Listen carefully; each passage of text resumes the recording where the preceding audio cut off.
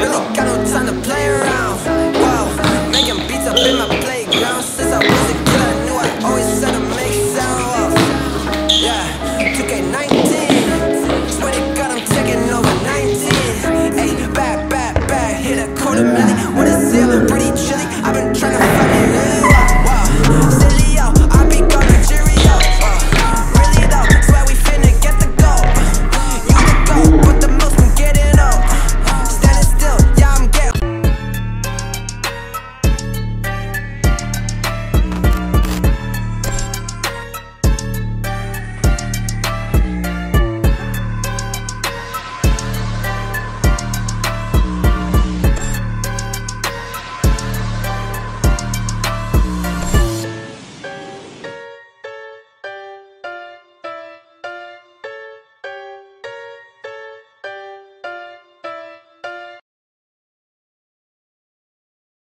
Okay, so mga kasan, welcome back.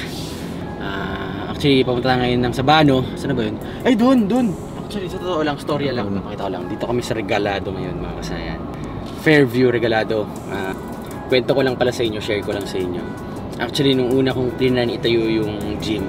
Yung gym natin, actually, hindi pa KSYN sana magiging pangalan nun. Kung natayo natin yun before year 2019 ata, 2019 or 2018.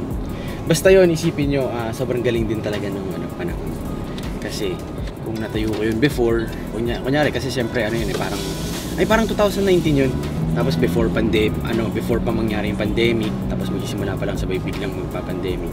Siguro baka sarado na yun ngayon, di ba? So ganun yung isang na-realize ko lang bigla. Kasi kung natayo yun nun, hindi KSYN pangalan nun, malamang parang naiisip ko pang ang pangalan dati nun Gym Freak or Ken Hanaoka Gym, parang gano'n. Pero mas feel ko yung KSYN kasi yung pangalan natin yung nakalagay sa gym, di ba? Tapos ano pa ba? Tapos ang nangyari, siyempre yun nga, hindi siya natuloy. Tapos ayun, siguro parang yun, blessing in disguise yun, di ba? Kasi kung natuloy yun, baka wala na nga yun ngayon. Tapos baka hindi ko siya masyadong napaganda kasi siyempre yung budget ko noon mas konti din. Tapos solo lang yun, walang tie up yun with Extreme. Hindi ko lagaya ngayon. Ayos kaya kasi kami nag-waze kasi kami, kaya ganun si Rapno. Tapos ano pa ba? Tapos yung place, feeling ko medyo hindi talaga siya. Pag dumadaan ako, papunta ako dito sa Bulacan, tapos pag dumadaan ako sa Regalado, nai-imagine ko kung sakaling doon natayo yung gym natin. Sabihin na natin yung naging KSY yun. Feeling ko hindi siya ganun ka-okay yung place. Kasi parang medyo malungkot pag dumadaan doon. Malungkot. Hindi kagaya dun sa location natin ngayon, which is dun sa may tabi ng Honda, Fairview. Actually, Commonwealth siya. Grabe, ang daming dumadaan na kotse. Tapos tapat siya ng footbridge. Sobrang feel mo talaga, parang nai-imagine ko sarap mag-gym. Hindi ko sinasabi dahil doon nakatayo yung gym. Basta yun lang. Tapos nung nag-check tayo ng locations, marami rin akong mga na-check na locations. Kung nagmadali kami noon, malamang sa ibang place yun na itayo, di ba? Pero mali mo, mas maganda pala sa ibang location. Pero ngayon, sobrang wala akong pinagsisisihan sa location yun. Sobrang ganda. Anyway, yun lang naman. Excited na ako kapag soon, kapag sobrang ganda ng naging kinalabasan nitong KSYN Fitness Gym. Magtatayo tayo ng isa pang branch soon. Siyempre, sa may bandang naman. So, kayo na lang mag-isip kung saan, no? So, yun lang naman mga kasayan. Dadrive lang kami. Pumunta kami ngayon sa may Sabano. Visitahin ko lang din yung gym na yung open ni Boss Ariel. Yun, bagong gym. Ay, bago siya. Kasi, pero nilipat kasi yung Tongko branch. Kaya para sa mga taga San Jose del Monte, Bulacan yan. Check out nyo yung sa may Sabano Park, okay? So, soon magkikita-kita rin tayo dyan kasi syempre magiging madalas din ako dyan. Parang gano'n lang naman yun. Si Boss Ariel nag-gym dito sa may KSYN Fitness Gym, tapos ako rin naman mag-gym din doon sa may Sabano. So ayun lang mga kasayan, sa vlog na to, kaya tayo mag-workout din ako mamaya. And nagbabaon na ulit ako ngayon, okay? Share ko sa inyo mamaya yung baon natin. Simple lang naman ako magbaon. Kailangan simplihan mo lang para ma-maintain mo yung gano'n diet, diba? So yun lang mga kasayan. Okay, so mga kasayan, nandito na tayo. Sobrang lawak, diba?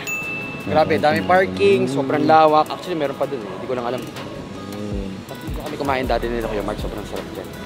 Bawal pala aso dito. Yun, no? Pero tingnan mo yun, nakalagay yun. No poop and eat.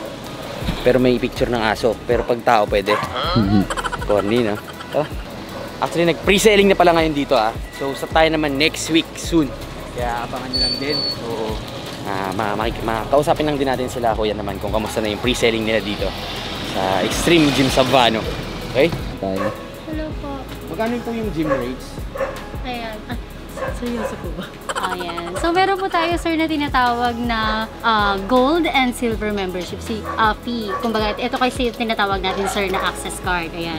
Patingin nyo, sir, yung ating access card. Ito yung ating gold access card. So, sobrang solid ito kung gusto nyo magkaroon nito. Siyempre, pa-member ka. Ayan. So, ano naman yung pinagkaiba nilang dalawa? So, si gold po natin is for only $599, valid for 1 year. And then, yung tinatawag natin na silver membership card or yung access card natin, as low as $399, valid for 3 months. So, sir, syempre, kung saan ka na, mag-gold ka na. Tama, oh. Mas makakatipid kayo. Yes po, mas makakatipid po kayo. And then, ano rin yung pinagkaiba about sa rate natin. So, once, sir, nag-avail kayo ng silver membership natin, so, ito yung mga pwede nyo i-avail. Pwede kayo mag-daily and mag-weekly. And then, about naman dito po sa gold natin, sa gold access card, pwede na po kayong mag-monthly and mag-yearly. Gano'ng kadalas po ba kayo, sir, mag-workout? Gano'n ba kayo kadalas mag-workout? So, ayun, isipin nyo lang kung gaano kayo kadalas mag-workout. Kung feeling nyo mas makakatipid kayo dun sa monthly, dun na kayo sa monthly, di ba? Pero pag low budget naman na, kunyari, for example, minsan kasi, hindi naman kasi lahat meron agad pera para makapag-monthly. Yung iba kasi, weekly dumarating yung pera, lalo na pag estudyante kayo. So, feeling ko dun applicable sa inyo yung silver na card, okay? So, kung gusto nyo ulitin yun, pwede nyo i-replay, or kung gusto nyo mas marinig ulit ng mas malinaw, punta na lang kayo dito sa may Sabano, okay? Wala na po yung tungko. Wala na. Yes po, sir. Yes po, sir. Ito na So, po. ito na yung bagong tungko, Sabano na. Kaya, for sure naman, halos lahat ng mga nag-gym sa tungko na informed na rin. So, dito, nalutas na yung problema na parking, kasi yun naman talaga yung problema dun sa tungko. Pero sobrang ganda rin sana ng area na yun. Sobrang ganda rin ng gym na yun. Pero dito, mas pinaganda pa, tapos syempre may parking na, okay? So, dapat may commission ako dito sa mga magme-member na, joke lang, joke lang. Ay, ano pong name nyo ulit? Dina po, Miss Dina. Yes po. Oh, yes. Ilang days na kayo? 5 days na po, no? Yes. Ayan, 5. So, ika-5th day nila, kaya punta lang kayo. Hanggang kailan po yung pre-selling dito? Hanggang ano pa po kami, sir, eh. Matapusan? Mga ganun po. Kasi Today, pero bumalik na naman kami mag-ano na to tayo, sir, mag-open na po tayo as scheduling. Pa-book lang po kayo sa page namin or via text or call na lang din sa mga number din po. Ayan. Thank you. Ngayon, problema nyo lang dito, pag medyo mahilig kayo sa damit, kagaya ni Kuya Mark, lagi kayo mapapadaan dito. Yun lang ang ano dito, mauubos pera nyo. Hindi. No, Kuya Mark, may court din dito. Okay? Kaya, i-montage muna kayo sa, sa Sabanos. Dating tungko branch, okay?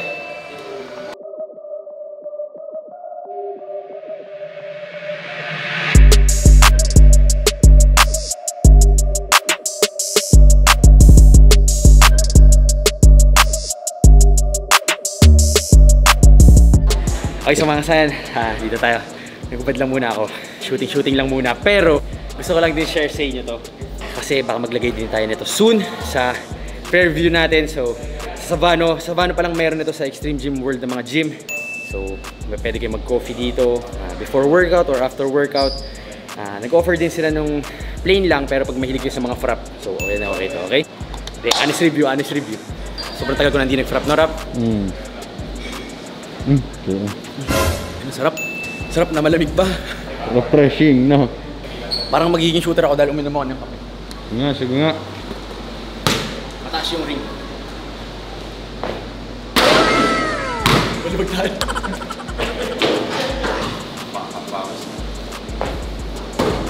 Oh! Yung pala technique doon!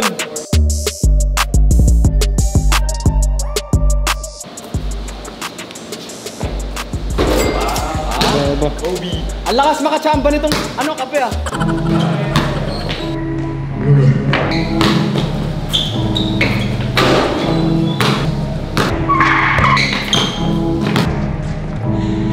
Yeah, wow. Where we at now? I don't really got no time to play around. Wow, making beats up in my playground. Since I was a kid, I knew I always said to make sound. Yeah, 2K19. Swear to God, I'm taking over 19. Hey, back.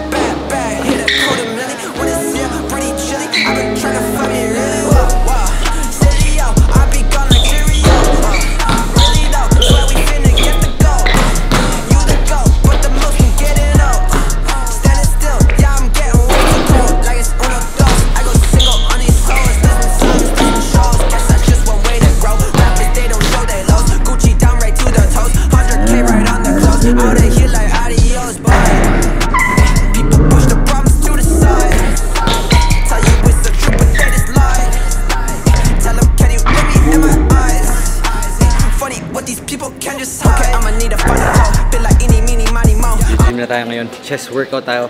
Actually sila Boss Ariel nag-gym na kanina. Pati sila Kuya Mark. Mga kaibigan lang ni Boss Ariel nandito ngayon. Ngayon, yung ginagawa natin sa Fairview, ganun din gagawin natin dito. So papatry sa akin ni Boss Ariel, tapos kuha lang siya ng opinion sa akin kung ano ba yung feeling or kung may kailangan bang ano, di ba? So, parang ginawa ko rin sa iba. Kila Boss KG, kila Ben. Yan, sila Boss Ariel, trinay din niya sa Fairview. So ganun ang gagawin natin dito, okay? Tapos, kung makikita nyo, iba yung mga machines dito kumpara dun sa Fairview natin. Actually, parehas yung mga iba, meron din yung mga iba dito. Pero meron kasi yung mga bagong dating ngayon, mamaya ipapakita ko sa inyo. Hindi nyo lang makikita yan sa, ano, sa Savano branch. Grabe, sobrang solid. Hindi ko na gagawin yung usual routine ko dito. Gusto ko lang mapakita rin sa inyo, syempre, yung mga equipment. Syempre, baka magsawa na kayo. Makikita nyo din yung mga ginagawa ko sa Fairview or sa usual vlog natin. So, natry natin yung mga machines dito. Kagaya na to, ito wala to sa Fairview. Bago lang dating to. Extreme pa lang meron nito, okay? Okay, testingin natin. Siyempre ano pa rin to, regular workout pa rin gagawin natin mga kasayan ha.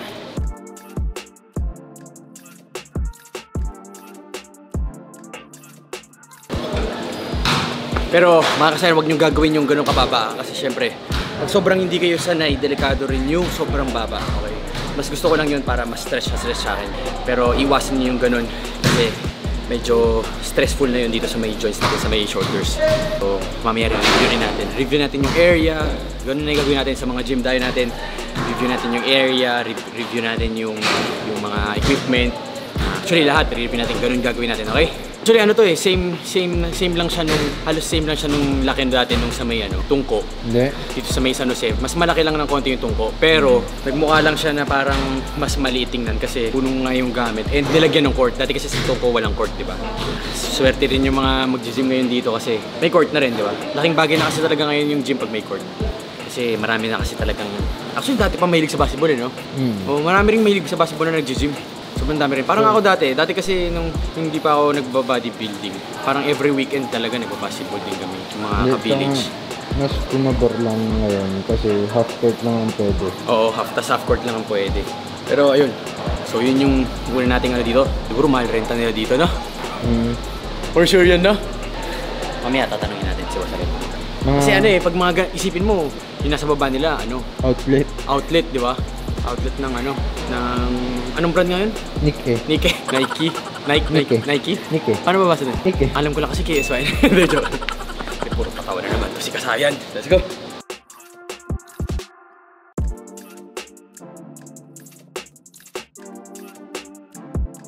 So dito tayo ngayon sa may Savano Park ng Extreme Gym World. So dito tayo ngayon papakita ko lang sa inyo yung bagong rack dito na first time ko lang din makakita. So dito lang yan sa Extreme.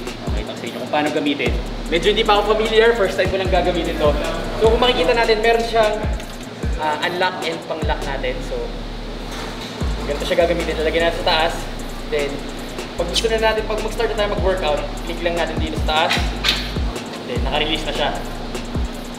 So ang kinagandahan din dito, kung mapapansin nyo, hindi siya yung sobrang pantay lang na parang Smith machine. So para ka lang din nag-free weights. Paling-paling mo. So pwede siyang yan. Pero syempre, huwag yung gagawin yun. Okay? Para ilang? Then pag nalak, ipitawan lang natin sa taas. Kahit di siya nasakto, pitawan ko lang siya, malalak siya. Okay? So hindi siya kailangan sobrang sakto dun sa pag-lock. Kahit saan siya. Kaya sobrang safe niya. And then meron pa siyang extra ganito. In case pa, di ba? Ito sa mga back machines talaga medyo ano ko eh. Hilig ko talaga yung mga back machines.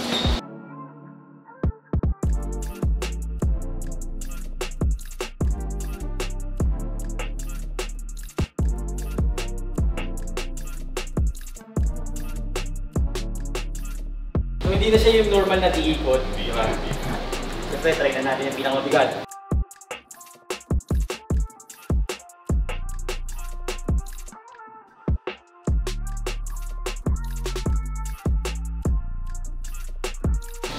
Para sa mga kasayan ko dyan, saka sa mga kapatid natin sa bodybuilding and sa fitness industry, visit nyo itong San Jose del Monte, Bulacan.